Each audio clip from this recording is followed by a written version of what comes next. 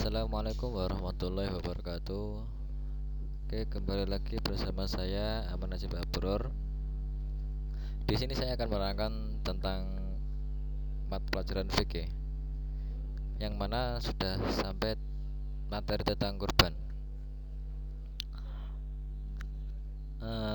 Kurban dimulai pada masa Nabiullah Ibrahim alaihissalam. Kemudian pada masa itu Nabi Ismail berusia 7 tahun, dan ada juga yang berpendapat 13 tahun. Kemudian kurban dilakukan tepat pada tanggal 10 Dzulhijjah. Kemudian atas izin Allah diganti dengan domba sebagai ganti kurban Nabi Ismail. Dan kita masuk pada pengertian ibadah kurban. Kurban berasal dari bahasa Arab Qoruba ya kurubu kurbanan, yang artinya dekat, mendekatkan, ataupun menghampiri. Kemudian secara istilah, yakni beribadah kepada Allah dengan cara menyembelih binatang kurban dengan tujuan mendekatkan diri kepada Allah sebagai ungkapan rasa syukur atas segala nikmat yang telah diberikan Allah Subhanahu wa taala. Kurban adalah segala sesuatu yang digunakan untuk mendekatkan diri kepada Allah, baik berupa hewan sembelihan maupun yang lainnya. Kurban adalah menyembelih binatang kurban dengan tujuan ibadah kepada Allah pada hari raya Idul Adha pada tanggal 10 dan 3 hari tasyrik, pada tanggal 11, 12, dan 13 Dzulhijjah. Kemudian hukum kurban. Hukum kurban yang pertama adalah sunnah muakkad. Seperti halnya kebanyakan ulama, hukum kurban adalah sunnah muakkad. Orang yang mengerjakan kurban mendapatkan pahala, dan orang yang tidak mengerjakan maka tidak berdosa. Namun bagi orang yang mampu akan tetapi tidak melaksanakannya, maka ia dianggap tercela bagi pandangan agama. Pendapat tersebut berdasarkan dalil hadis yang diriwayatkan oleh Imam Tirmidzi sebagai berikut: Amartu bin nahri wa sunnatun lakum, rawahu Tirmidzi. Saya disuruh menyembelihkan kurban, dan berkurban itu sunnah bagi kamu. Yang kedua adalah wajib. Jika seseorang bernazar untuk berkurban, dan jika ia telah mengatakan ketika memiliki hewan tersebut, ini adalah hewan kurban, atau dengan perkataan yang benar sama, maka ia diwajibkan untuk berkurban. Selanjutnya adalah dalil ibadah kurban. Yang pertama, dalil Al-Quran. Allah berfirman dalam surah Al-Kautsar ayat kedua, yang berbunyi fasholli lirabbika wanhar. Maka laksanakanlah sholat karena Tuhanmu, dan berkurbanlah sebagai ibadah dan mendekatkan diri kepada Allah. Yang kedua adalah hadis. Rasulullah bersabda, an Abi Hurairah radhiyallahu an, qala qara Rasulullah, man wajada sa'atan falam yudha fala yaqrabanna musallana, ruwahu Ahmad. Dari Abu Hurairah, ia berkata, Rasulullah bersabda, barang siapa yang mempunyai kemampuan untuk berkurban tetapi tidak mau melaksanakannya, maka janganlah ia dekat-dekat ke tempat sholat kami. Kemudian lanjut ke jenis dan syarat hewan kurban.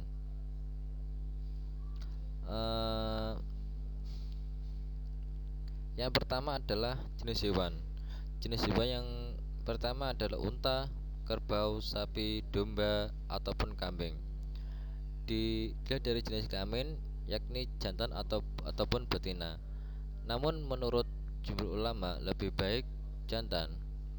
Yang ketiga adalah umur hewan. Domba atau biri-biri berumur 1 tahun masuk 2 tahun atau sudah poel. Dalam artian poel itu sudah berganti giginya. Kemudian yang kedua adalah kambing berumur 2 tahun masuk 3 tahun atau sudah poel. Sama pengertian poel seperti di atasnya tadi.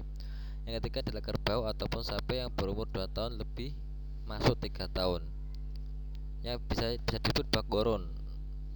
Yang keempat adalah unta berumur 5 tahun ataupun lebih masuk ke tahun ke-6, yang disebut ibliyun. Kemudian yang keempat dari jenis maupun syarat hewan kurban, yakni kondisi hewan kurban. Hewan kurban harus sehat, tubuhnya tidak kurus dan tidak cacat ataupun cedera. Dalam artian tidak pincang, terpotong telinganya atau ekornya, dan buta. Kemudian peruntukan hewan kurban, seekor kambing ataupun domba itu untuk korban 1 orang. Kemudian untuk sapi ataupun kerbau, unta untuk 7 orang. Sesuai dengan hadis Wan Jabir bin Abdullah radhiyallahu anhuma qala naharna ma'an nabi adal Hudaybiyah al badanatu an sab'atin wal baqaratu an sab'atin. Dari Jabir bin Abdullah radhiyallahu anhuma, ia berkata, kami pernah berkorban melakukan nahar ataupun penyembelihan bersama Nabi Muhammad pada tahun Hudaybiyah, yaitu kami berkorban untuk unta dengan patungan 7 orang, sedangkan sapi untuk patungan 7 orang. Hadis riwayat Muslim. Selanjutnya adalah waktu penyembelihan hewan kurban. Waktu penyembelihan itu sudah disyariatkan Islam, jadi tidak bisa sembarangan, melainkan sudah ditentukan waktunya. Adapun waktu pelaksanaannya ada sebagai berikut. Yang pertama adalah awal waktu penyembelihan adalah setelah sholat Idul Adha. Hal itu berdasarkan pada hadis Nabi Muhammad an Jutib bin Sufyan qala Nabi yauman nahri faqala man dabaha qabla ayusalliya falyu'id ukhra wa man lam yadbahu falyadbah. Dari Jundab bin Sufyan berkata, Nabi Muhammad pada hari nahar bersabda, barang siapa menyembelih hewan kurban sebelum ia bersolat, maka hendaklah ia mengulanginya di tempat lain. Dan barang siapa belum menyembelih, hendaklah ia menyembelihnya. Kemudian yang kedua adalah akhir waktu penyembelihan, yakni pada akhir hari tasyrik, sebagaimana diriwayatkan oleh Jubair bin Mut'im dalam hadis berikut. An Jubair bin Mut'im qala kullu ayyami tasyriki dabahun. Seluruh hari-hari tasyrik adalah waktu penyembelihan. Yang terakhir adalah menurut Imam Syafi'i, akhir waktu penyembelihan adalah sebelum matahari terbenam pada tanggal 13 Dzulhijjah. Masalah waktu pelaksanaan kurban tersebut harus diperhatikan betul. Apabila melakukannya di luar waktu yang telah ditentukan, berarti tidak termasuk kurban, melainkan hanya penyembelihan biasa. Kemudian tempat penyembelihan hewan kurban itu yang lebih utama adalah tempat sholat Idul Adha. Namun tetap diperbolehkan di rumah, musola ataupun tempat yang sudah disediakan. Sahabat Abdullah bin Umar menyembelih kurban di manhar, yaitu penjagalan atau rumah pemotongan hewan. Kemudian tata cara penyembelihan hewan kurban. Yang pertama, alat penyembelih harus tajam. Jadi diperbolehkan untuk memakai segala macam apapun senjata kecuali gigi, kuku, dan tulang. Kemudian yang kedua adalah dibaringkan ke sebelah rusuk yang kiri nempel tanah dengan posisi mukanya menghadap ke arah kiblat. Kemudian yang ketiga adalah penyembelih kaki kiri diletakkan sebelah atas leher hewan, lalu menyembelih. Yang keempat, orang yang menyaksikan membaca takbir.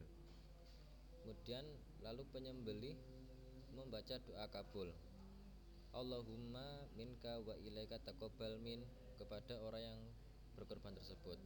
Kemudian membaca doa Nabi Muhammad, Bismillahi Allahumma taqabbal min Muhammadin wa ali Muhammadin wa min ummati Muhammadin. Yang terakhir adalah disembelih dengan 1 kali potongan ataupun penyembelihan. Maksud dari 1 kali potongan adalah alat pemotong tidak boleh dilepaskan sebelum saluran yang menjadi jalan nafas tersebut dan jalan makanan itu benar-benar putus. Kemudian sunnah menyembelih hewan kurban. Yang pertama adalah membaca basmalah, membaca sholawat kepada Nabi, membaca takbir. Orang yang berkurban memotong sendiri, kaki kiri ditumpahkan di leher hewan kurban. Kemudian saat menyembelih menghadap kiblat. Yang terakhir adalah membaca doa Nabi Muhammad. Bismillah Allahumma taqabbal min Muhammadin wa ali Muhammadin wa min ummati Muhammadin. Kemudian dilanjutkan dengan pembagian hewan kurban. Setelah tadi sunah-sunah, lanjut ke pembagian hewan kurban. Apabila kurbannya wajib maupun nazar, maka pembagiannya seluruh daging wajib disedekahkan semua. Diharamkan atas orang yang berkurban tersebut memakan daging itu. Kemudian jika telanjur dimakan, maka wajib mengganti sejumlah daging dimakan itu, tetapi tidak wajib menyembelih kurban lain. Kemudian yang kedua adalah apabila kurban sunnah, ini buat kurban sunnah yang pada saat itu pembagiannya dibagi menjadi 3 bagian. Yang pertama adalah sepertiga untuk yang berkorban dan keluarga, sepertiga untuk dibagikan kepada fakir miskin, yang sepertiga lagi disimpan untuk orang yang membutuhkan. Yang terakhir adalah hikmah ibadah kurban, menghidupkan sunnah Nabi Ibrahim dan Nabi Muhammad, kemudian mendidik jiwa ke arah takwa, mendidik jiwa ke arah mendekatkan diri kepada Allah, mewujudkan sifat murah hati, mewujudkan sifat kepedulian sosial, menghapus dosa, dan memperoleh kendaraan untuk meniti titian Shiratal Mustaqim. Oke, baik anak-anak, tetap semangat walaupun pandemi, dan jangan lupa untuk menjawab pertanyaan uji potensi dalam beberapa paket tentang materi hewan kurban. Itu cukup sekian dari saya. Kurang lebihnya mohon maaf. Wassalamualaikum warahmatullahi wabarakatuh.